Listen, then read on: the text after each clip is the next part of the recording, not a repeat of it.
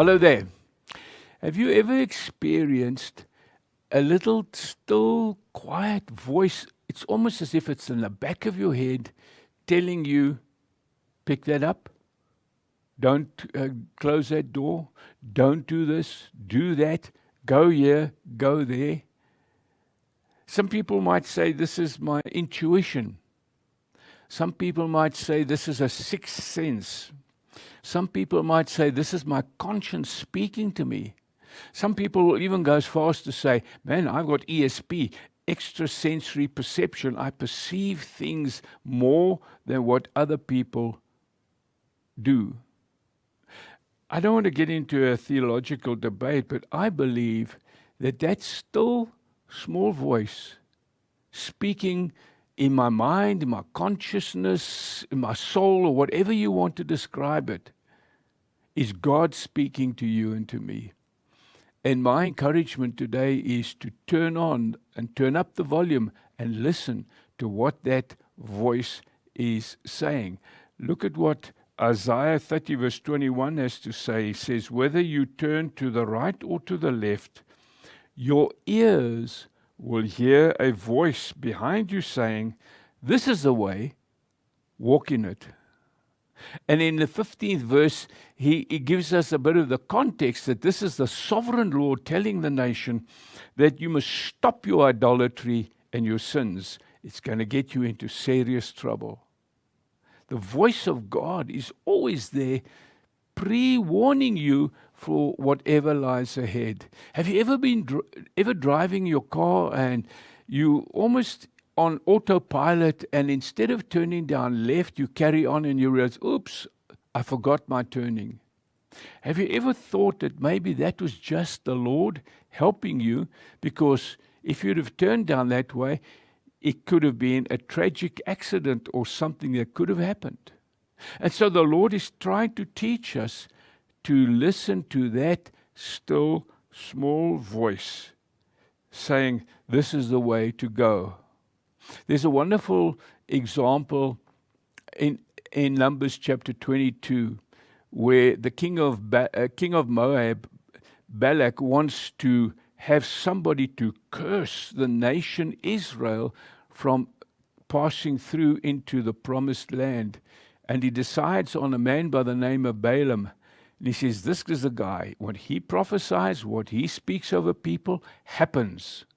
I'm going to get him, I'm going to pay him a lot of money, and I'm going to get him to curse the nation Israel. And so Balak gets hold of Balaam and talks to him. And Balaam is quite edgy about this. And in Numbers 22 verse 20, it says the following year, it says, that night God came to Balaam and said, since these men have come to summon you, go with them, but do only what I tell you. What I tell you. Only do what I tell you. And what is he trying to say? He says, don't go and curse Israel. Go and bless Israel. What I tell you to do. And the story is a delightful story about Balaam going along with these princes of Moab. And God realizes, Balaam, you're doing the wrong thing. I know what's in your mind. I know what you're going to do. I know what you're thinking of, the great rewards you're going to get. And you're going to say, well, so what? I'll just curse him and get over and done with it. And God uses the donkey, takes Balaam off his path. Balaam gets quite cross. He beats the donkey. The donkey turns around and says, what are you doing? Why are you beating me? Don't you see what I see? And then Balaam's eyes open up and he sees the angel. And then the Bible tells us the following in verses 32 to 33. The angel of the Lord asked him, why have you beaten your donkey these 3 times? I've come here to oppose you because your path is a reckless one before me. And then he goes on to explain, and he says, the donkey saw me and turned away from me these 3 times. If it had not turned away, I would certainly have killed you by now, but I would have spared it. I mean, this is crazy. I would have killed you and I would have spared the donkey. Why? Because you didn't listen. I told you to go with them, but only to do what I tell you to do. That brought Balaam back to his senses. And end of this long story, he blesses Israel, much to the anger of Balak of Moab. You see, this is the point. God says, don't go. And then he says, all right, go, but only do what I tell you to do. And eventually he does. But God will always intervene in one way or another. In Balaam's case, it was the donkey who saw the angel and got the fright and turned off the path. Maybe you don't have a donkey in your life, but maybe you are a donkey in not responding to what God wants you to do. And so often, God is speaking to you and to me all the time. We just have to tune it in. And on that rare occasion, he will use an audible voice. And the last passage of scripture that I want to share with you is the one where Samuel is a young guy being mentored by Eli. And in 1 Samuel 3, we hear that he hears his voice, Samuel, Samuel. He gets up out of bed and he runs to Eli and he says, here I am. And Eli says, I didn't call you. Go back to bed. And this happens a couple of times.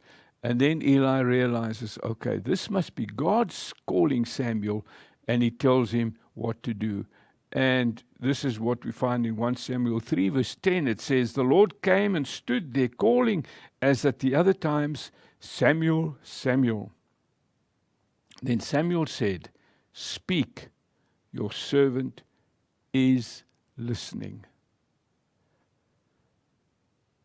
How about you and I saying, Lord, please speak to me. I'm listening. Are you listening to that still small voice? Do this, don't do that. Pray for this person. So often I wake up sometimes at night time and I have this picture of somebody in my mind. I go and I pray. And afterwards I telephone the person, find out how they're doing. And inevitably it's been the right thing to do. Listen to the voice of God. He speaks to each and every one of his children because he loves us and he cares for us and he wants you to respond to him by saying, I'm listening.